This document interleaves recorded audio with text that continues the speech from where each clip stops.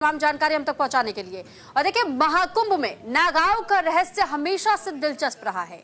News India संवाददाता ने नागा साधु से बातचीत की। इन्होंने 16 साल से अनाज ग्रहण नहीं किया।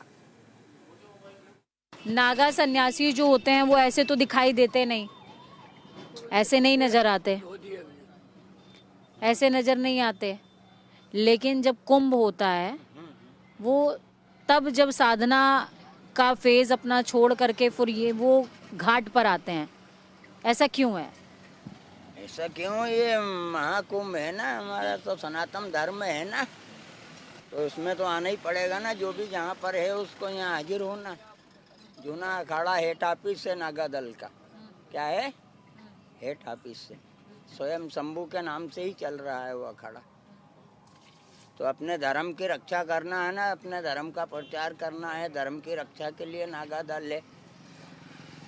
और इसीलिए ये महाकुंभ जहाँ जहाँ अमृत गिरा है वहाँ वहाँ महाकुंभ भराता है।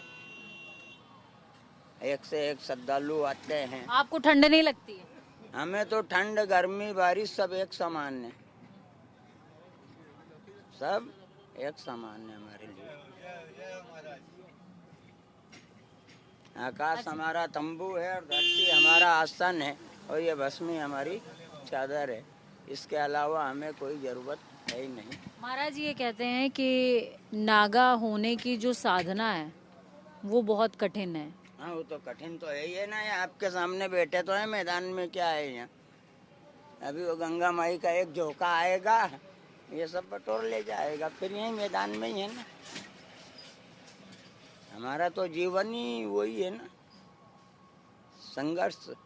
मनुष्य जीवन क्या है? संघर्ष। 16 साल से आपने अनाज क्यों नहीं खाया? क्या संकल्प है? तपस्या है ना, हमारी साधनाएं हैं, यही तो भजन है हमारा, यही तो तपस्या है,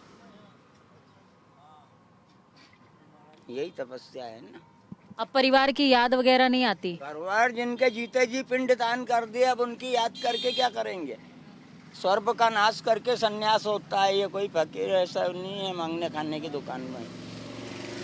स्वर्ग का नाश, जिंदों के भी पिंड दान करना पड़ते हैं। यारी दोस्ती कुटुंब रहती व्यवहारी एक ही है उस दिन से। कौन? अजर अमर अविनाशी भोलेनाथ, और कोई नहीं। या तो बस्ती माँ है, जिसका भाव होगा यहाँ तक आएगा चल के। नहीं, हमें क्या लेना देना। बेटे हैं, धोना ताप रहे हैं, और वो गंगा माई हमारी पूर्ति कर रही है। आनंद से बैठे हैं, भजन कर रहे हैं। आए हुए का सम्मान है, जाए तो कोई बात नहीं, फिर भी सम्मान है। और आप क्या पूछना चाहते हैं उसमें? अच्छा बाबा जी, एक बात बताइए कि कई जो सन्यासियों को हम देखते हैं वो हठ योग करते हैं। ये तो सब अपनी अपनी क्रियाएं हैं, साधनाएं हैं। हाँ? आपको इस समय जो लोग सुन रहे हैं, जो लोग देख रहे हैं, क्या योग करने का सिर्फ यही माध्यम है कि घर छोड़ो और निकल जाओ, जीवन छोड़ो और निकल जाओ? सब कुछ त्यागना पड़ता है। इसके लिए तन मन धन सब कुछ अर्पण करना पड़ता है। जब ये फकीरी होती है, अपनी आत्मा को कंट्रोल में रखना पड़ता है, जब तो ये साधनाएं होती। कहीं घूमने का भटकने का काम नहीं आया हूँ, जब से एक ही जगह भजन कर रहा हूँ।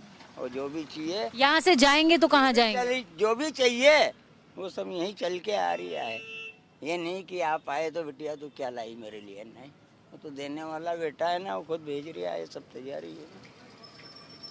यही तो साधना है। यहाँ से जब जाएंगे तो कहाँ जाएंगे? अपने वतन को, जहाँ हमारा आश्रम है। इंदौर रहते हैं, मध्य प्रदेश। तिल्लोर बुजुर्ग जंगल में रहते हैं, गांव से बाहर। इधर जाओगे तो भी 2 किलोमीटर चलना पड़ेगा। इधर भी जाओगे, इधर तिल्लोर खुर्द है और इधर तिल्लोर बुजुर्ग है।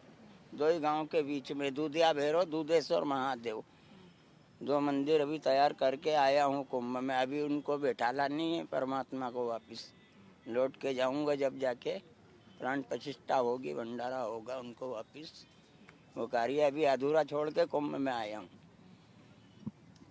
तो ये हम लगातार कोशिश कर रहे हैं कुछ वो पहलू जो अनदेखे अनसुने हैं आपके सामने आ सके। नागा सन्यासी हैं, 16 साल से इन्होंने अन्न का जो है सेवन नहीं किया है, फलाहार पर हैं और धूनी जिसको आहूत कर रहे हैं, ये कह रहे हैं 33 करोड़ देवी देवताओं का स्थान है।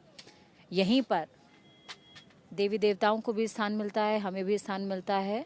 और रहस्य तो है कि नागा जब कुंभ लगता है तो आ जाते हैं, और कुंभ जब खत्म होता है, ये पावन अवसर जब खत्म हो जाता है, तो फिर वापस अपनी साधना स्थल में चले जाते हैं। बहुत ही सहजता के साथ कह रहे हैं, कोई फर्क नहीं पड़ता, जो आए उसका स्वागत, जो जाए उसका अभिनंदन। मोह माया से परे हैं, साधना